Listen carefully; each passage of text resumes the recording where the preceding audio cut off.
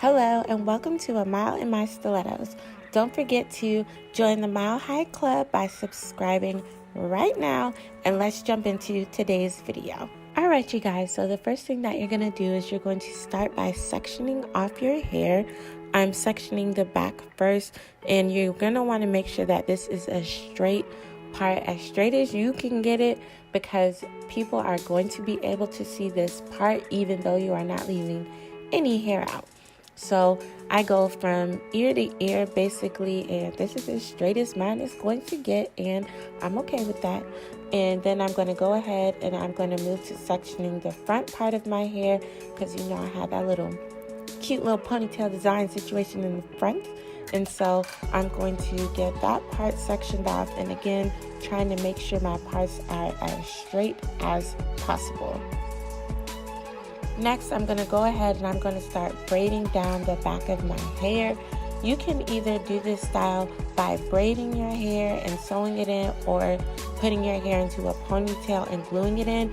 I decided to braid mine just for extra security. I know sometimes I get sweaty when I exercise or dance, and I don't want no track slipping. So I decided to braid mine down because I'm going to sew it in. Now, I'm going to be connecting the braids like you see me doing right now when I am going down and across. These braids do not need to be perfect. These parts do not need to be straight. They just need to be secure. You see, I hopped over to the other side because I want the tail end of my single last braid to be in the middle, not on the end. It's mostly just a preference, but that's what I do. So now that I have made my way back to my last braid in the middle, I am going to be connecting those two braids on either side into this braid to come to a single braid, and then I'm going to be crocheting that braid tail into my hair. You'll see what I'm talking about in just a second.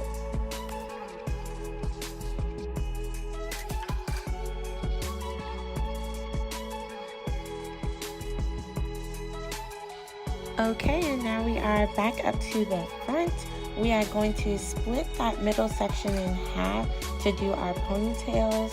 We're going to split it again. I'm actually going to do the 4 individual ponytails first before I proceed with the style. So you're going to go ahead, get some edge control.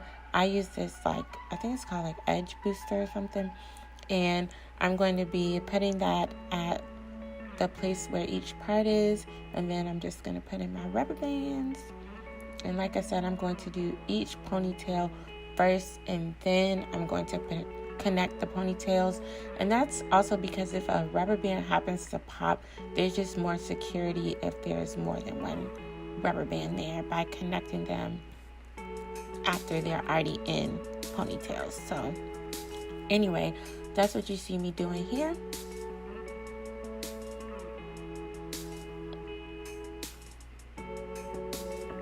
One of the reasons that I put edge control at each of the parts also is because it's going to help my parts look clean and slick and neat for this style. So that's something really good to do when you're doing a style like this. Now I'm going to go ahead and I'm going to pull that middle part into a ponytail first, like so, and then I'm going to start parting and slicking. Now, if your hair is thick, if your hair is short, especially if your hair is thick and is short, you want to section off parts of your hair, put some edge control, do another section, put more edge control, smooth it down in between. That is going to be the best way to make sure that your hair is slicked down and laid down and stays laid down for the duration of this style. So that's what you see me doing here. And I am using a fine-tooth comb, but I don't know if you can see clearly, but it's not pulling out my hair. So don't worry about damaging your hair like that. I did blow out my hair just a little bit for this style. But if it was a little wet, I wouldn't have really had to do that.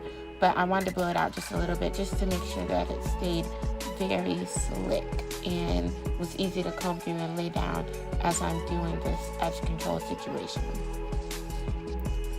Now, the next thing that I'm going to be showing you soon is that I'm going to get some Got2b, and I'm going to put that over the edge control.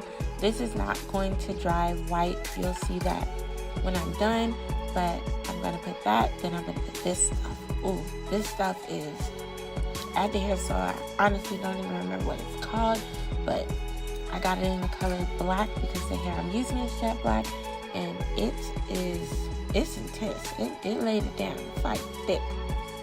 Then I'm going to put a rubber band for one side, and now that side is done, I'm going to go over and I'm going to do the other side. Same process to get it laid down. Then I'm going to use my hair dryer just to kind of set everything in place. Use what works for you to lay your hair down. Whatever edge control, whatever you use. Now I have my weaving cap that I'm going to use. I have this cheap Master Mix hair because it's going to be like a style for a week. And it came in 24, 22, and 20. I'm going to be putting 24 in the back. But I'm starting by putting this weave cap on. Now about this weave cap, when I'm doing this weave cap, I'm sewing where the band is in the back, but when I get to the top, I am not sewing where the band is because I'm going to be cutting that thick band part off of the top. But I do sew through that thick band when I get to the bottom.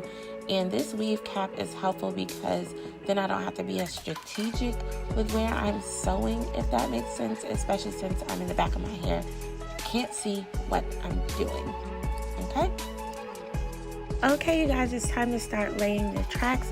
You can see these are thin tracks, so I'm going to be using the double tracking method, which basically means instead of pulling the tracks all the way loose, I let them stay layered like I just showed you. And I'm just going to start sewing them straight across like you normally would when you're sewing in some hair. Just go straight across. Nothing is different about this part. It's going to change when we get kind of to where the top of our ear is, which I'm going to skip to in just a second. Oh, and one other thing, I don't like cutting my tracks in the event that I do want to use my hair again.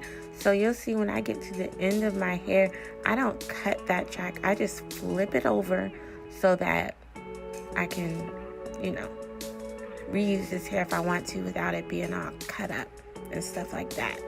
So I just flip it over. So that's what you see me doing, sewing and flipping, sewing and flipping.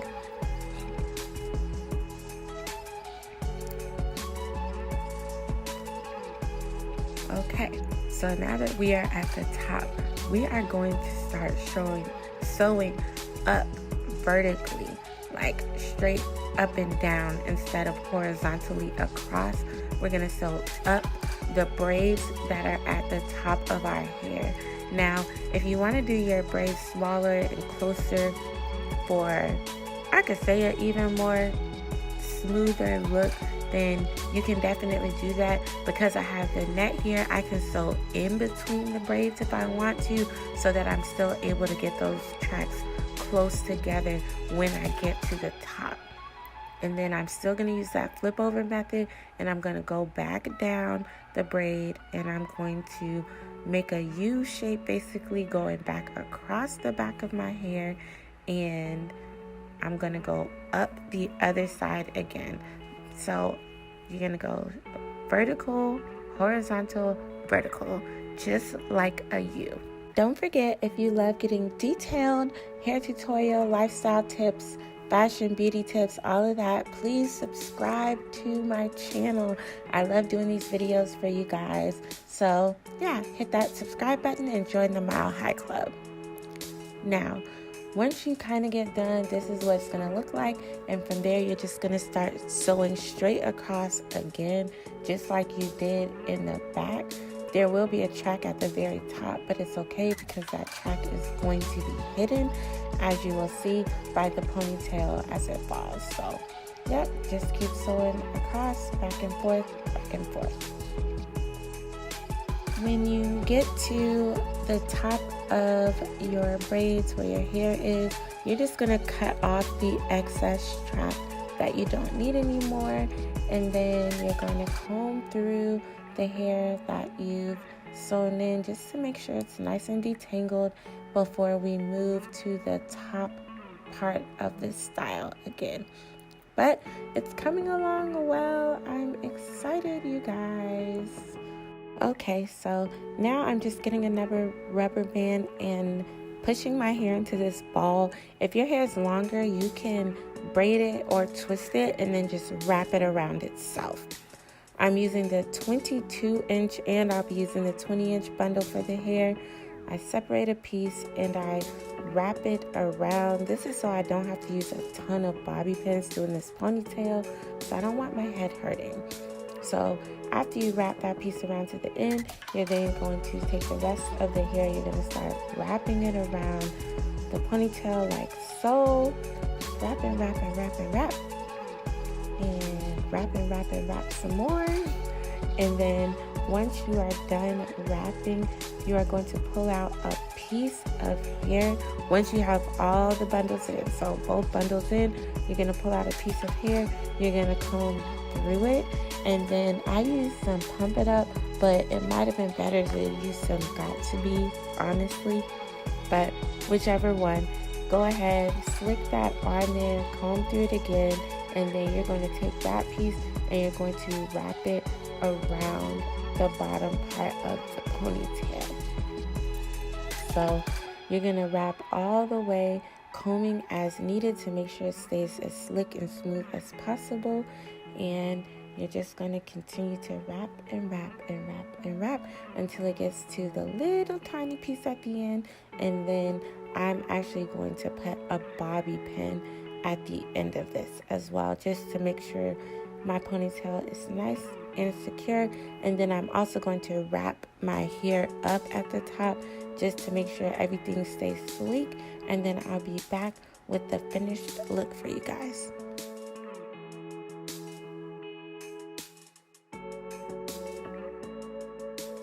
If you enjoyed today's tutorial and you enjoy getting lifestyle, beauty tips, and hair tutorials, don't forget to subscribe now and join the Mile High Club. Until next time.